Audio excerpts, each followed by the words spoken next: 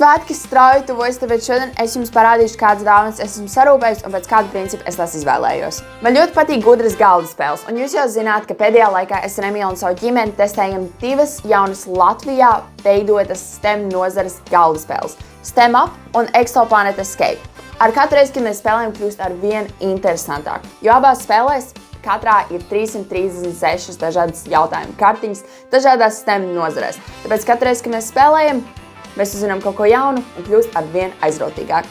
STEM Up es šogad dāvināšu divām draudzenēm, vienai no Latvijas un vienai no Lietuvas.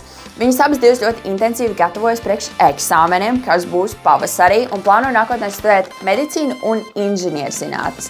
Šī spēle ir gan latviešu, gan lietuviešu, gan angļu valodās, tāpēc vienkārši perfekti sakrīt un sanāk, tāpēc katru varēs spēlēt savā valodā. Man liekas, ka šie arī varētu būt fantastiski dāvana, ko uzdāvināt skolotājiem, lai, piemēram, visa klase arī var izmantot stundu laikā.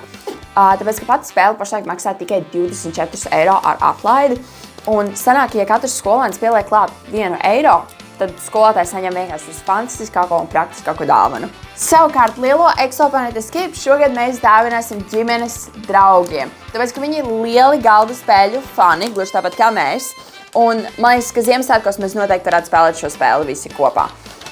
Un šī spēle ir paredzēta līdz 6 cilvēkiem, kas nozīmē, ka tas būtu perfekti mūsu kompānijai. Un viņai arī pašlaik ir 20% atlaide.